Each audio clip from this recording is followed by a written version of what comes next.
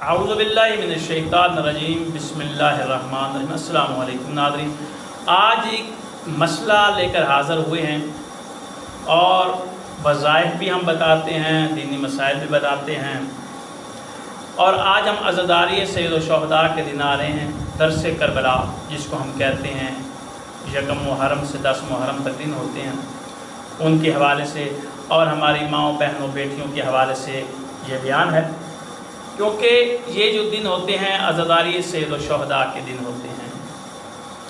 तो सबसे पहले तो ये बात है, क्या मजलिस हुसैन पर हमारी बीवियाँ आएँ जाएँ, लेकिन सबसे पहले उनको पर्दा अपना बेहतर करना चाहिए, यानी कि अपने आप को वो छुपा कर जाएँ अज़ादारी सैयद शुहदा में, सामने गैर महरम के ना आएँ।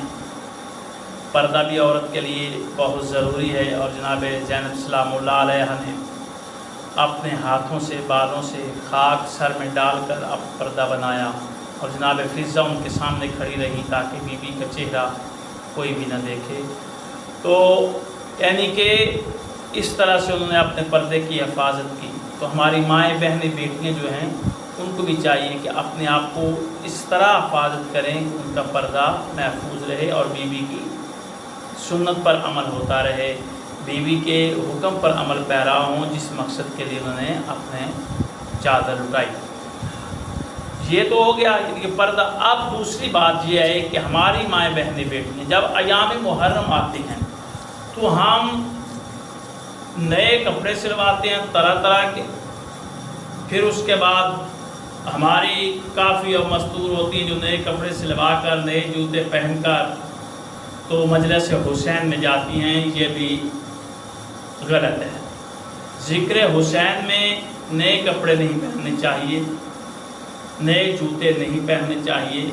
इमाम हुसैन के गम में जाने, जब हमारा कोई मर जाता है तो हमें तो साफ़ कपड़े पहनने भूल जाते हैं। हमारी माँ या बाप मर जाए या भाई बहन मर जाएं तो हमें तो खाना ही भूल जाते हैं।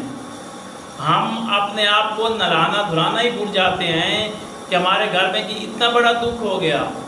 लेकिन ज़िक्र हुसैन कायनात का इमाम शहीद हुआ है, जिसके सदक़े आज इस्लाम ज़िंदा है, वो शहीद हुआ है और हम उसकी मजलिस में नए कपड़े पहनकर नए जूते पहनकर जा रहे हैं। अज़ादारों को देखो तो उनको दाढ़ियों के फैशन बने होते हैं। मैंने खुद देखा है ऐसे लोगों को, ऐसे मातमियों को भी, जो अपने सरों पर कलफ लगाकर, बालों पर कलफ लगाकर, बड़े बड़े बाल रख के तो मातम भी करते हैं।